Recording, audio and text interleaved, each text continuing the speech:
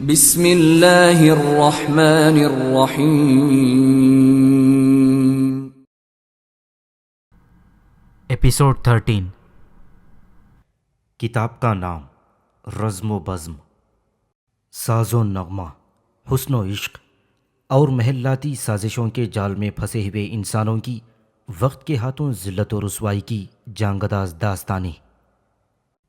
مصنف الیاس سیتاپوری۔ زمین بوس یا جلی ہوئی عمارتوں کے سلسلے دور تک پھیلے ہوئے تھے۔ ان میں انسانوں کے آسیب آباد تھے، ورنہ ہر طرف خاموشی تھی، ہو کا عالم تھا۔ انسان یا تو بھاگ گئے تھے یا پھر مار دیے گئے تھے۔ لاشیں مل رہی تھیں، دونوں ایک دوسرے کے ساتھ، لیکن ایک دوسرے کے وجود سے بے خبر، دلوں پر افسوس اور غم کا بوجھ لیے بوجھل بوجھل چلتے رہے۔ دکانوں میں مال تو موجود تھا، لیکن مال والے ندارد۔ کھانے کی چیزیں نظر آئیں تو مائیکل جولی کا جی چاہا کہ اٹھائے اور اپنے گھر والوں کے لیے لے جائے، لیکن بہروز نے ایسا نہیں کرنے دیا۔ اسے سلطان اور سلطان کے مخبروں کا خوف تھا، جو ان دونوں کے آس پاس کہیں بھی موجود ہو سکتے تھے۔ مائیکل جولی نے اپنا خیال ظاہر کیا، یہ کمزور اور بے کس لوگ اگر اپنے ہتھیاروں سے کام لیتے تو شاید شہر کا یہ حال نہ ہوتا۔ طاقت اور اس کا استعمال از حد ضروری ہے۔ بہروز خاموش رہا، وہ اپنی رائے نہیں دینا چاہتا تھا۔ عمارتوں اور مکانوں کے اختتام پر ایک چوکی ایسی بھی مل گئی جسے کوئی نقصان نہیں پہنچا تھا۔ اونچی دیواروں میں کیا تھا یہ جاننا کوئی دشوار نہ تھا۔ ان لوگوں کی بستی جو دنیا میں رہتے ہوئے بھی دنیا سے دور اور بیگانے تھے، راہبوں اور ننوں کی بستی۔ یہاں پھاٹک کو اوپر سے بند کر دیا گیا تھا اور پھاٹک پر کوئی آدمی بھی نہیں تھا۔ دونوں نے باری باری پھاٹک پر دستک دی، مگر اندر سے کوئی جواب نہ ملا۔ یہاں انسانی وجود کے آثار تھے اور دونوں کا جی چاہتا تھا کہ ان سے ملیں اور باتیں کر کے دل کا بوجھ ہلکا کریں، لیکن اندر سے کوئی جواب نہ ملا۔ پھر انہیں ایک ایسا آدمی نظر آیا جو اپنے کاندھے پر کھانے کا سامان لادے چلا آ رہا تھا۔ جسم پر لباس معمولی اور میلا تھا، جس سے پتہ چلتا تھا کہ دنیا سے بیزار اور نفرت کرنے والا انسان ہے۔ مائیکل جولی نے ذرا آگے بڑھ کر راستہ روک لیا۔ تو کہاں رہتا ہے؟ اس نے شاعر کے جسم پر لباس اپنوں جیسا دیکھا تو سکون ملا۔ پوچھا، کیا مسلمانوں نے تجھے معاف کر دیا؟ شاعر نے جواب دیا، مجھے معاف نہیں کیا، بلکہ میں نو مسلم ہوں اور سلطان کے ساتھ رہتا ہوں۔ آدمی نے کچھ دیر تو مائیکل جولی کی شکل دیکھی، پھر بہروز کو بھی دیکھا اور جواب دیے بغیر ہی جانے لگا۔ بہروز نے پوچھا، تو کہاں رہتا ہے؟ اس نے جواب دیا، ہم نے دین کی خاطر دنیا چھوڑ دی اور سلطان اور اس کے آدمیوں نے ہمیں بے ضرر اور دیندار دیکھ کر معاف کر دیا۔ تم چاہتے تو تم بھی یہی کرتے اور مسلمان ہو کر گنہگار نہ ہوتے۔ مائیکل جولی نے کہا، معافی کا لفظ کمزوروں میں عام ہے، مجھے اس لفظ سے گھن سی آنے لگی ہے۔ بہروز نے پوچھا، اندر کیسے جاؤ گی؟ آدمی نے جواب دیا، اس پھاٹک کے علاوہ بھی ایک دروازہ موجود ہے، میرے ساتھ چلو۔ وہ دونوں چوہدی کی پشت پر پہنچ گئے۔ یہاں چھوٹا سا ایک دروازہ تھا جو کھلا ہوا تھا۔ دونوں اس آدمی کے ساتھ اندر داخل ہو گئے۔ اس نے چلتے چلتے کہا، جب تک یہ شہر آباد تھا ہمیں سامان کے لیے باہر نہیں جانا پڑتا تھا، لوگ خود ہی پہنچا دیتے تھے۔ اندر عمارت بھی موجود تھی، پتھروں کی بنی ہوئی تھی، سینکڑوں حجروں پر مشتمل تھی۔ بہروز نے کہا، لاؤ کچھ سامان مجھے دے دو، تم تھک گئے ہوگے۔ اس نے بہروز سے اچانک سوال کیا، کیا تو بھی نو مسلم ہے؟ بہروز نے کہا، نہیں، میں اب بھی مسیحی ہوں، حالانکہ سلطان کے ساتھ ہی رہتا ہوں۔ آدمی چلتے چلتے ایک دم رک گیا۔ اسے اپنے کانوں پر یقین نہیں آ رہا تھا۔ کیا تو اب بھی مسیحی ہے اور سلطان کے ساتھ رہتا ہے؟ بہروز نے کہا، ہاں، میں نے جو کچھ کہا سچ ہے، اور مسلمان کبھی تجھ سے یہ نہیں کہتے کہ تو مسلمان ہو جا۔ وہ تبلیغ تو کرتے ہیں لیکن جبر نہیں کرتے، اور تبلیغ کا مجھ پر کوئی اثر نہیں ہوتا۔ آدمی کی دلچسپی بہروز میں بڑھ گئی۔ تو اب بھی مسیحی ہے، میرے ساتھ چل، تو بھلا آدمی لگتا ہے۔ مائیکل جولی احساس کمتری محسوس کر رہا تھا۔ اس آدمی نے اسے نظر انداز کر دیا تھا۔ وہ بہروز سے کہنے لگا، حالانکہ بتایا یہ جا رہا ہے کہ مسلمان پیٹ یا گلے پر تلوار رکھ کر کہتے ہیں کہ مسلمان ہو جا ورنہ قتل کر دیا جائے گا۔ بہروز نے جواب دیا، نہیں، وہ اس طرح نہیں کرتے۔ دور حجروں کے باہر کھڑے ہوئے راہب اور ننھے اپنے آدمی کے ساتھ دو اجنبیوں کو اپنی طرف آتا دے کر شاید پریشان تھے۔ ان راہبوں میں ایک وہ بھی تھا جو راجرز کے ساتھ وفد میں شامل تھا۔ اس نے بہروز کو پہچان لیا۔ اس کے قلعے کے باہر سلطان کی فوج میں اس سے بھی ملاقات ہو چکی تھی۔ اس نے بہروز کی طرف اشارہ کرتے ہوئے کہا، میں اس سے واقف ہوں، یہ عیسائی ہے اور ہمارا دوست ہے۔ راہب نے قریب آنے پر بہروز کا خوش اخلاقی سے استقبال کیا اور معنی خیز نظروں سے مائیکل جولی کو دیکھا۔ بہروز نے کہا، یہ جارجیا کا شاعر ہے، پہلے عیسائی تھا، اب مسلمان ہے، لیکن ہمارا ہمدرد ہے، اس لیے اس سے ڈرنے کی ضرورت نہیں۔ راہب افسردہ ہو رہا تھا۔ آؤ میرے ساتھ، اندر آ جاؤ، یہاں تو قیامت ہی گزر گئی۔ وہ ان دونوں کو اپنے حجرے میں لے گیا۔ وہاں چٹائی پر تینوں بیٹھ گئے۔ قریبی دیوار کے طاقوں میں عوددان رکھے ہوئے تھے اور ان کے دھوئیں سے فضا معطر تھی۔ ایک طرف حضرت مریم اور حضرت مسیح کی تصویریں آویزاں تھیں۔ مسیح اپنی ماں کی گود میں تھے اور فضا ان کے نور سے منور ہو رہی تھی۔ راہب نے کہا، ہماری قسمت نے ہمارا ساتھ نہیں دیا، ورنہ آج نقشہ ہی کچھ اور ہوتا۔ بہروز نے کہا، قسمت کی خرابی اپنی جگہ، اصل مسئلہ منصوبے کی خامی تھا۔ منصوبہ رواداری میں بنا، اس طرح اس پر عمل ہوا، ہم سب ناکام ہو گئے۔ سامعین سے گزارش کی جاتی ہے کہ ہمارے دونوں چینلز کے پلیٹ فارم سے جتنی بھی آڈیو بکس کی ریکارڈنگ کمپلیٹ ہو چکی ہے اسے خود بھی سنیں اور زیادہ سے زیادہ شیئر کرنے کی کوشش کریں، اور ہمارے سوشل میڈیا پلیٹ فارم کے لنکس ڈسکرپشن میں دیے گئے ہیں۔ ہمیں سبسکرائب اور فالو ضرور کریں تاکہ آپ کو ضروری اپڈیٹس ملتے رہیں، اور ہماری ٹیم کی فنانشیل سپورٹ کے لیے پیٹریون کی لنک ضرور چیک کریں۔ جزاک اللہ۔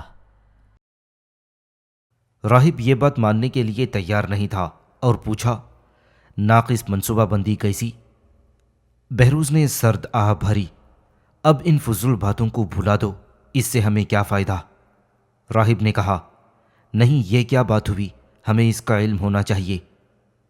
بہروز نے کہا، کھانے میں زہر کی آمیزش صحیح طرح نہیں ہوئی، پہلی غلطی۔ دوسری غلطی یہ کہ بچ جانے والوں کو گرفتار یا قتل نہیں کیا جا سکا۔ تیسری غلطی یہ کہ ہمارے آدمیوں نے مسلمانوں کا لباس پہن لیا، اس طرح ان کے ساتھ چند مسلمان بھی سلطان تک پہنچ گئے اور سلطان ہماری منصوبہ بندی سے واقف ہو گیا۔ پھر یہ کہ عیسائیوں کے ساتھ مسلمان بھی قلعے میں داخل ہو گئے۔ اس کے علاوہ عیسائی سپہ سالار کو اپنے لشکر جرار سے اسلامی لشکر پر حملہ آور ہونا تھا۔ اس سے مسلمانوں کا لشکر سلطان سمیت چشم زدن میں صاف کر دیا جاتا۔ اس کا نتیجہ یہ ہوا، ہر کام بے دلی سے ہوا اور ہم نے اس کا خمیازہ جس طرح بھگتا ہے ہم سب کے سامنے ہے۔ راہب نے کہا، ہم سلطان کو اتنا ظالم نہیں سمجھتے۔ بہروز نے سلطان کی طرفداری کی۔ سلطان اور مسلمانوں کے ساتھ ہم نے جو کچھ کیا ہے اس کا جواب یہی ہو سکتا تھا۔ راہب نے حیرت سے پوچھا، تم مسلمانوں کی طرفداری کر رہے ہو حالانکہ وہ حملہ آور ہیں؟ ہم نے تو جو کچھ کیا ہے اپنے بچاؤ میں کیا تھا۔ بہروز نے کہا، دنیا طاقتور کا ساتھ دیتی ہے، مسیحی دنیا کمزور ہے اور کمزور کو گلہ کرنے کا کوئی حق نہیں۔ راہب اداس ہو گیا، ہمیں کیا ہے، ہم شہر ہی چھوڑ دیں، کسی ویرانے کو جا آباد کریں، البتہ مسئلہ بادشاہوں اور شہریوں کا ہے، وہی اس کا کوئی حل نکالیں گے۔ بہروز نے کہا، یہ مسئلہ اب ہم سب کا ہے، آپ کا بھی، بادشاہوں کا بھی اور شہریوں کا بھی، اور اس کا حل یہ ہے کہ مسیحی دنیا ایک ہو جائے، متحد ہو کر اس مصیبت کا مقابلہ کرے۔ راہب نے جواب دیا، وہ ہو رہا ہے، ہمارا ایک وفد قسطنطنیہ چلا گیا، اس کا کوئی نہ کوئی نتیجہ تو نکلے گا۔ بہروز نے سرگوشی میں کہا، میرے پاس وقت نہیں ہے، پتہ نہیں کب مار دیا جاؤں، ویسے بھی سلطان اور خواجہ حسن مجھ پر شک کرنے لگے ہیں۔ میں یہاں اس لیے آیا تھا کہ تمہیں متحد ہونے کی تلقین کروں، بس اس کے سوا کچھ نہیں، اب میں جا رہا ہوں۔ راہب نے پوچھا، تمہارا یہ پیغام کس کے نام ہے؟ بہروز کھڑا ہو گیا۔ پوری مسیحی دنیا کے نام آپ میرا پیغام دور دور تک پہنچا دیں۔ راہب نے شاعر کی طرف دیکھا۔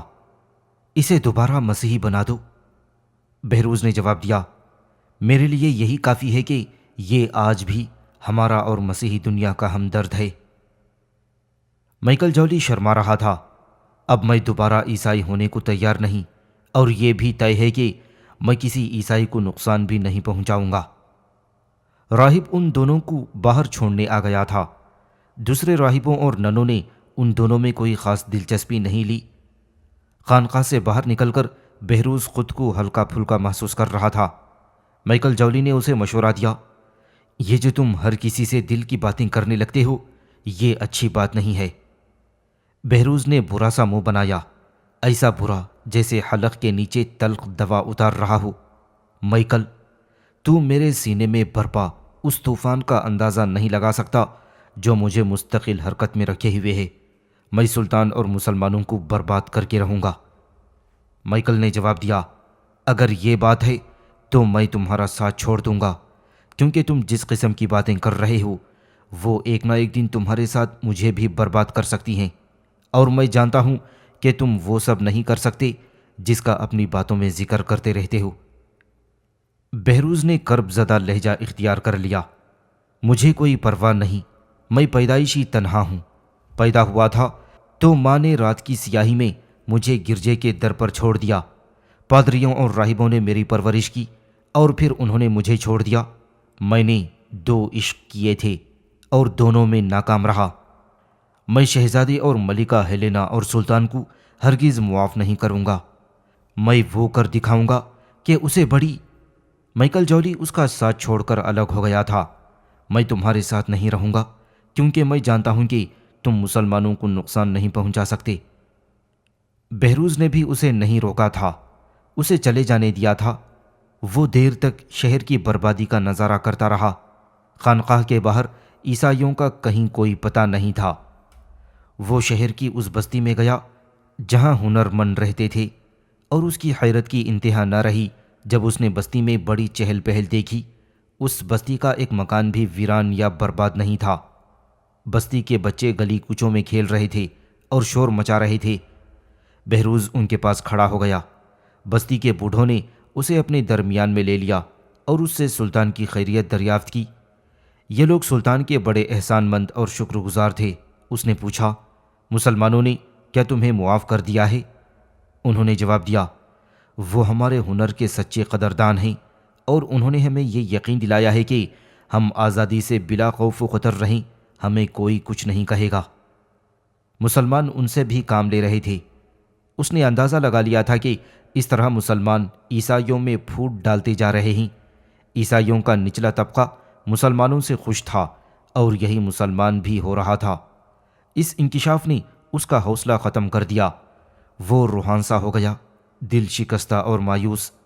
مسلمان مبلغ یہاں بھی اپنا کام سر انجام دے رہے تھے، اور جو عیسائی مسلمان ہو رہے تھے وہ سلطان کی فوج میں شامل ہو رہے تھے یا پھر ہنر مندوں میں جگہ پا رہے تھے۔ ان حالات میں سلطان بدر الدین پر کوئی توجہ نہیں دے سکا۔ بدر الدین کو ایک خیمے میں نظر بند کر دیا گیا تھا۔ بدر الدین بڑی بے چینی سے اپنی سزا کا انتظار کر رہا تھا۔ سلطان کو جس قسم کی خبریں مل رہی تھیں وہ ان کی روشنی میں غیر جذباتی فیصلے کر رہا تھا۔ اسے بتایا گیا تھا کہ بہروز خانقاہ میں کافی دیر رہا۔ اس نے کہا، کوئی بات نہیں۔ اسے بتایا گیا کہ بہروز کے ساتھ مائیکل جولی بھی تھا۔ سلطان نے کہا، 2 انسان ساتھ رہ سکتے ہیں، یہ کوئی خاص بات نہیں۔ لیکن اس کا یہ مطلب نہیں تھا کہ سلطان نے ان خبروں کا کوئی اثر واقعی ہی نہیں لیا تھا۔ اس نے مائیکل کو چوری سے بلوا کر پوچھا کہ بہروز نے خانقاہ میں کس کس سے ملاقات کی اور کس سے کیا بات ہوئی۔ مائیکل نے جواب دیا، راہب شکایتیں کر رہے تھے کہ مسلمانوں نے شہر اور شہریوں کو برباد کر ڈالا۔ اس پر بہروز نے یہ کہا کہ بادشاہ، اس کی فوج اور شہریوں نے مسلمانوں سے جو دغا بازی کی تھی اس کا اور کیا جواب ہو سکتا ہے۔ لیکن سلطان اس تفصیل اور سوال جواب سے مطمئن نہیں ہو سکا۔ مائیکل جولی سلطان سے نظریں نہیں ملا رہا تھا۔ سلطان نے کہا، خانقاہ میں وہ شاید کافی دیر رہا، تو شاید خاموش رہا۔ مائیکل جولی نے جواب دیا، وہاں باتیں تو زیادہ ہوئیں لیکن سب فضول اور غیر متعلق تھیں۔ سلطان نے پوچھا، تو نے اسلام تو قبول کر لیا ہے لیکن ارکان اسلام پورے نہیں کر رہا، آخر کیوں؟ مائیکل یہ سن کر بدحواس ہو گیا۔ میں نماز پڑھتا ہوں، زکوٰۃ نہیں دیتا کہ ابھی صاحب نصاب نہیں ہوں، حج کیوں کروں، اتنی حیثیت نہیں، جہاد میں حصہ لوں گا لیکن فن سپاہ گیری سیکھ کر، اور اس میں کچھ وقت لگ سکتا ہے۔ شاعر کی باتوں سے سلطان نے اندازہ لگا لیا کہ وہ غیر معمولی ذہین ہے۔ اس نے شاعر کو دربار سے رخصت کر دیا۔ اس کے بعد اس نے بدر الدین کو طلب کیا۔ بدر الدین نادم و شرمندہ نظریں جھکائے سامنے آن کھڑا ہوا۔ اس وقت خیمے میں اور کوئی نہیں تھا۔ سلطان کچھ دیر بدر الدین کو دیکھتا رہا اور پھر پوچھا، میں نے تجھ پر کتنا اعتماد کیا تھا؟ بدر الدین کو ہلکی سی جنبش ہوئی، شاید وہ کانپ گیا تھا۔ سلطان نے کہا، میں نے سنا ہے مسیحی بادشاہ نے تجھے سلطان بنا دیا تھا۔ بدر الدین پھر خاموش رہا۔ سلطان نے مزید کہا، اس نے مجھے نہیں، ایک سلطان، ایک فاتح کو اپنے دسترخوان پر مدعو کیا تھا۔ بدر الدین کے دونوں شانے ہلے اور پھر وہ ساکت ہو گیا۔ سلطان برابر کچوکے لگا رہا تھا، اور اس نے شاید یہ بھی کہا تھا کہ ایک بادشاہ دوسرے بادشاہ کو اپنے قلعے اور شہر کی کنجیاں دے دے گا، اور شاید یہ بھی کہا تھا کہ بس آج سے تو اس کا بادشاہ ہے اور وہ تیری رعایا۔ بدر الدین نے عرض کیا، آپ جو بھی کہیں گے میں اس کی تردید نہیں کروں گا، یہ سب درست ہے۔ سلطان نے سختی سے کہا، اس کے بعد کیا ہوا، کیا یہ تو بتائے گا؟ بدر الدین نے جواب دیا، اس کے بعد میرے سپاہیوں کو زہر کھلا کر ہلاک کر دیا گیا، میں زندہ رہا سلطان کو اپنی منحوس شکل دکھانے کے لیے۔ سلطان نے پوچھا، بتا اب تجھے کیا سزا دی جائے؟ بدر الدین نے جواب دیا، مجھے قتل کروا دیا جائے کیونکہ میں ہزاروں مسلمانوں کا قاتل ہوں۔ سلطان خاموش ہو گیا۔ وہ کچھ دیر سوچتا رہا، شاید فیصلہ۔ وہ انصاف کرنا چاہتا تھا، ایسا انصاف جو دوستوں اور دشمنوں کو یکساں پسند آئے۔ بدر الدین امید و بیم کے درمیان معلق تھا۔ اس کے سامنے اب کوئی مستقبل بھی نہیں تھا۔ اب وہ صرف سزا کے بارے میں سوچ رہا تھا، سزائے موت یا پھر ملازمت اور خدمت سے سبکدوشی۔ سلطان نے تعصف انگیز لہجے میں کہا، افسوس کہ میرا خیال تھا کہ تو 5000 کا حامل ہے، لیکن تو اس کا حامل نہیں تھا، اور اب تو 5000 نہیں رہا۔ منصب 1000 جس پر تو پہلے فائز تھا، اس پر اب بھی بدستور فائز رہے گا۔ بدر الدین کے منہ سے چیخ نکل گئی، عظیم سلطان کا عظیم فیصلہ۔ سلطان نے کہا، غلطی کون نہیں کرتا، ہم سب کرتے ہیں، انہی غلطیوں کی سیڑھیوں سے ہم اونچے اونچے قلعوں تک پہنچ جاتے ہیں۔ تو آئندہ محتاط رہے گا اور خود کو 5000 کا مستحق ثابت کر دے گا۔ میں اپنے آدمیوں کو ضائع نہیں کروں گا، ان سے کام لوں گا، بار بار کام لوں گا، کیونکہ میں ان سے مایوس نہیں ہوں۔ بدر الدین رونے لگا، آنسوؤں سے اور ہچکیوں سے۔ سلطان نے کہا، جا اب تو آزاد ہے، اپنے کار منصبی انجام دے، رونے سے کچھ حاصل نہیں۔ بدر الدین سلطان سے چمٹ جانا چاہتا تھا، لیکن اتنی ہمت نہ کر سکا۔ اس نے ایک نظر سلطان پر ڈالی اور خیمے سے نکل گیا۔ سلطان کچھ دیر خاموش بیٹھا رہا۔ اس کے بعد خواجہ حسن کو اپنے خیمے میں طلب کیا۔ جب وہ آ گیا تو اسے ہدایت کی، بدر الدین اب 5000 نہیں رہا، اب وہ حسب سابق 1000 ہے اور بدستور کار منصبی انجام دے گا۔ خواجہ حسن نے پسو پیش سے عرض کیا، لیکن اس پر تو غفلت، کوتاہی اور نااہلی کا مقدمہ چلنے والا ہے۔ سلطان نے جواب دیا، ہاں اس پر مقدمہ چلا تھا ابھی کچھ دیر پہلے، اور اس پر کوئی جرم ثابت نہیں ہو سکا۔ اس کے سوا یہ بات ہے کہ وہ منصب 5000 کا اہل نہیں تھا، اور میں نے اسے یہ منصب دے دیا تھا، گویا میں خود بھی غلطی پر تھا۔ سزا دی جائے تو دونوں کو دی جائے، اس لیے میں نے اسے اس کے سابقہ منصب پر بحال کر دیا۔ خواجہ حسن نے ڈرتے ڈرتے پوچھا، اب وہ کہاں ہے؟ سلطان نے جواب دیا، وہ باہر کہیں ہوگا، اب وہ نظر بند نہیں ہے۔ خواجہ حسن کو سکتہ سا ہو گیا۔ سلطان بڑا عظیم ہے۔ سلطان نے کہا، باہر جاؤ اور فوج کو میرے اس فیصلے کی خبر کر دو۔ سلطان شہزادی ہیلینا کے پاس چلا گیا۔ وہ کسی سلسلے میں پریشان تھا۔ اس نے شہزادی ہیلینا سے پوچھا، تو بھی بہروز سے اچھی طرح واقف ہے، بتا وہ کیسا انسان ہے؟ اس پر شہزادی ہیلینا سہم گئی کہ معلوم نہیں اس سوال کا پس منظر کیا ہے، سلطان اس سے کیا معلوم کرنا چاہتا ہے۔ سلطان نے کہا، بول ہیلینا، میں نے تجھ سے کچھ پوچھا ہے۔ شہزادی نے جواب دیا، جہاں تک میں جانتی ہوں وہ ایک ٹھکرایا ہوا محروم انسان ہے اور نادانی میں کہتا کچھ ہے اور کرتا کچھ ہے۔ وہ کیا چکر تھا کہ جب تجھے دوسرے خیمے میں منتقل کر دیا گیا تھا؟ سلطان نے پوچھا۔ شہزادی ہیلینا نے جواب دیا، میں اس سے زیادہ کچھ نہیں جانتی۔ اسے معلوم نہیں کس نے یہ خبر دی تھی کہ عیسائی مجھے یرغمال بنانا چاہتے ہیں، اس لیے احتیاطاً دوسرے خیمے میں منتقل کر دیا گیا تھا۔ سلطان نے پوچھا، بس یا کچھ اور؟ شہزادی ہیلینا کانپ گئی مگر پورے اعتماد سے جواب دیا، بس کچھ اور کا مجھے علم نہیں۔ سلطان نے عقابی نظروں سے اس کے چہرے کی طرف دیکھا۔ ہیلینا نے سر جھکا لیا۔ سلطان نے کہا، بہروز کے بارے میں طرح طرح کی افواہیں گشت کر رہی ہیں، میں الجھن میں ہوں کہ اس جوان کو اپنے ساتھ رکھوں یا دور کر دوں۔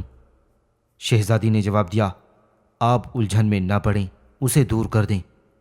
سلطان نے کہا، میں ظلم بھی نہیں کرنا چاہتا، شاید وہ مسلمان ہو جائے، بس اسی خیال سے، اسی وجہ سے میں اسے علیحدہ نہیں کرنا چاہتا۔ شہزادی کی جان میں جان آئی، پھر آپ جو مناسب سمجھیں کریں، میں یا کوئی اور آپ کو کیا مشورہ دے گا؟ سلطان نے اپنی پریشانی کی وضاحت کی۔ شہزادہ ملک شاہ اور خواجہ بزرگ ذاتی طور پر اسے پسند نہیں کرتے، اب میں کیا کروں یہ بات سمجھ میں نہیں آتی۔ ہیلینا نے پھر وہی جواب دیا، آپ کی رائے اور آپ کا فیصلہ ہر کسی پر مقدم اور افضل ہے، میں تو یہی کہہ سکتی ہوں۔ سلطان نے پر اطمینان لہجے میں کہا، ٹھیک ہے، تو درست مشورہ دے رہی ہے، میں خود فیصلہ کروں گا، میرا حکم، میرا فیصلہ سب پر مقدم ہے۔ اس کے بعد سلطان راہبوں اور پادریوں کی باتیں کرنے لگا۔ واللہ یہ عجیب مخلوق ہے، اس نے دنیا کو نفی کر دیا، یہ خوش فہم اور خوش عقیدہ لوگ بھی خوب ہیں۔ ہیلینا اس پر کیا رائے دیتی، اس نے سلطان ہی کو بولنے دیا، خود خاموش رہی۔ سلطان نے کہا، برب کعبہ، اگر پوری دنیا مسیحی، پادری اور راہب ہو جائے تو میرا کام بہت آسان ہو جائے گا۔ میں تو عیسائیوں سے یہ کہنا چاہتا ہوں کہ تم اپنی دنیا ہمیں دے دو اور خود آخرت کی فکر میں سرگرداں رہو، لیکن وہ شاید میری اس لیے نہیں سنیں گے کہ ان کے ہاں بھی بادشاہ ہیں، سپاہی ہیں، وزیر ہیں، امیر ہیں اور شہری بھی ہیں۔ ہیلینا سلطان کی باتوں کا کیا جواب دیتی؟ مسیحی دنیا نے خود اسے بھی مایوس اور شرمندہ کر دیا تھا۔ سلطان کا اس شہر میں کام ختم ہو گیا تھا۔ اس نے یہاں اپنا نمائندہ چھوڑا اور خود آنی شہر کی طرف روانہ ہو گیا۔ مغربی آرمینیا کا اہم ترین شہر، دریائے ارس کی دوسری طرف، اور اس شہر تک پہنچنے کا خشکی سے کوئی راستہ نہ تھا۔ یہاں 500 گرجے تھے اور گرجوں سے متعلقہ اور وابستہ اتنی ہی خانقاہیں، جن میں ہزاروں راہب اور ننیں خشک اور ویران زندگیاں گزار رہی تھیں۔ سلطان اور اس کی فوج کو دریائے ارس تک تو کسی نے بھی نہیں روکا تھا۔ دریائے ارس سے پہلے جو مسیحی بستیاں تھیں ان میں اتنا دم بھی نہ تھا کہ وہ اسلامی فوج کا نظارہ ہی کر لیتیں۔ وہ سلطان سے بے حد خوف زدہ تھیں۔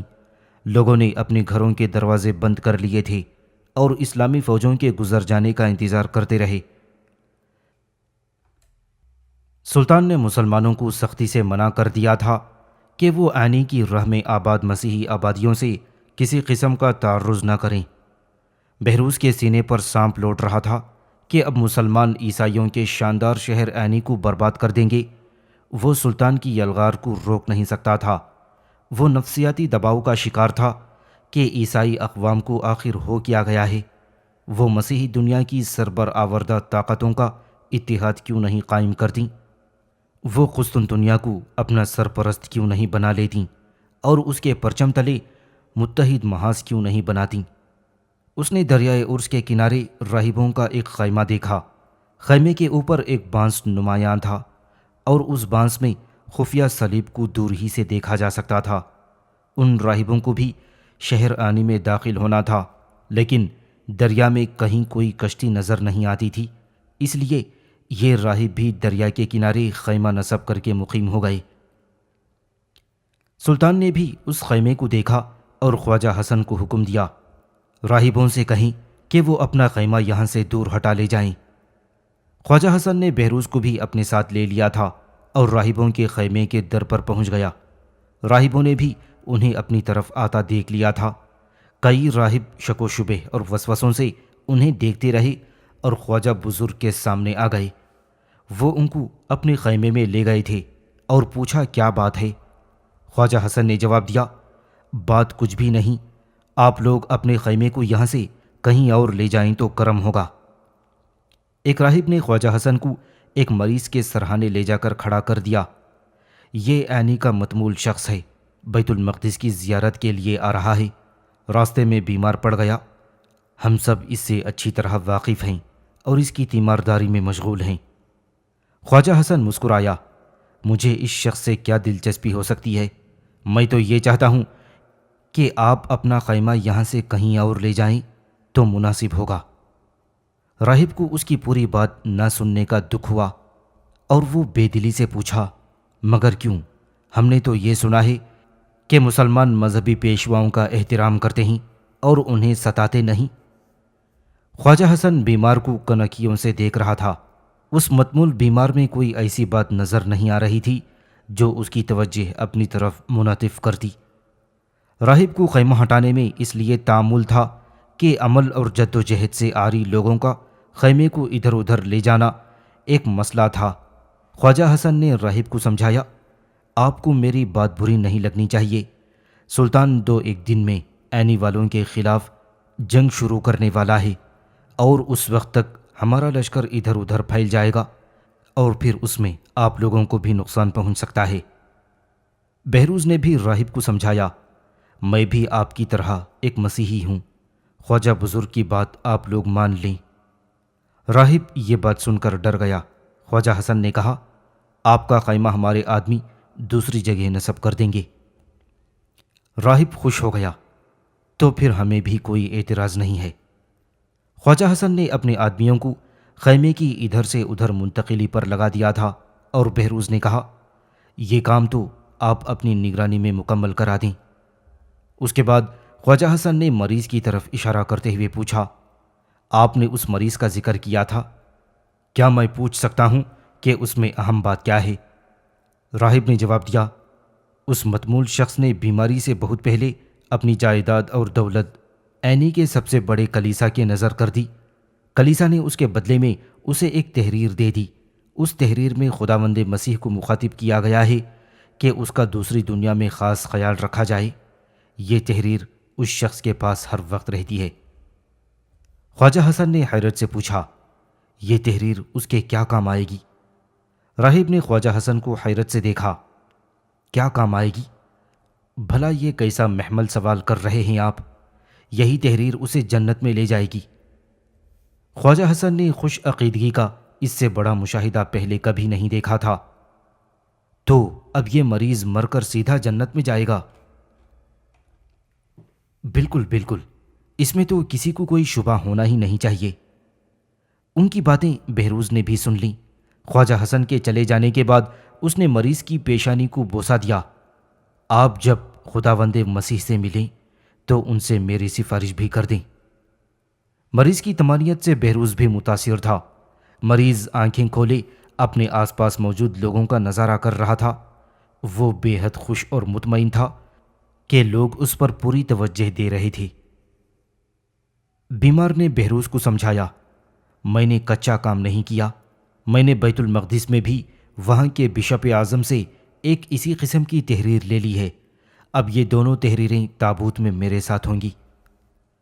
بہروز نے راہب کو الگ لے جا کر پوچھا، اب آپ مجھے بتائیں کہ معاملہ کیا ہے؟ راہب نے جواب دیا، میں نے تجھے جو کچھ بتایا ہے وہ سچ ہے، بس اس میں اتنا اضافہ کر لے کہ ہم قسطنطنیہ جائیں گے اور وہاں عیسائیوں کو متحد کرنے کی کوشش کریں گے۔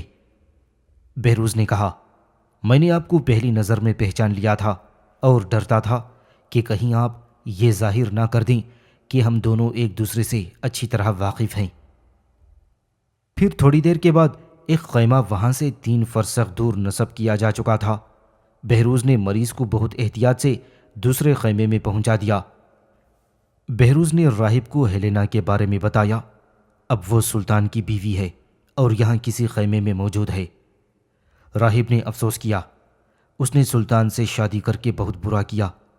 راہب رابرٹ تو اس کے عشق میں برباد ہی ہو گیا تھا۔ بہروز نے پوچھا، ایک راہب رابرٹ کی آپ بات کر رہے ہیں؟ اس نے تو کئی لوگوں کو بھی برباد کر ڈالا۔ راہب نے بڑے وثوق سے پیشن گوئی کی، تو سلطان کا حشر اپنی آنکھوں سے دیکھ لے گا۔ اس نے ایک نن سے شادی کر کے اچھا نہیں کیا تھا۔ بہروز نے مایوسی ظاہر کی، ابھی تک تو سلطان مزے کر رہا ہے، معلوم نہیں کب برباد ہوگا یہ شخص جس کو سلطان الب ارسلان کہتے ہیں۔ راہب نے بہروز کو سمجھایا، تو مسلمانوں کے ساتھ رہتا ہے، ان کی کامیابیاں تیرے سامنے ہیں، اور شاید تو نے اپنی مختصر سی زندگی میں عیسائیوں کو شکست سے دوچار ہوتے دیکھا ہے۔ بس انہی چیزوں نے تجھے مایوس اور دل برداشتہ کر دیا۔ بہروز کو کسی کی کوئی بات کوئی دلیل قائل نہیں کر سکتی تھی۔ اس کی نظر میں کامیابی ہی سب سے نمایاں دلیل تھی۔ ان لوگوں نے دور سے دیکھا کہ مسلمانوں میں بہت زیادہ جوش و خروش پیدا ہو گیا ہے۔ بہروز نے معذرت کر لی، آپ لوگ کسی بھی طرح اتحاد قائم کریں اور متحدہ قوت سے مسلمانوں کا مقابلہ کریں۔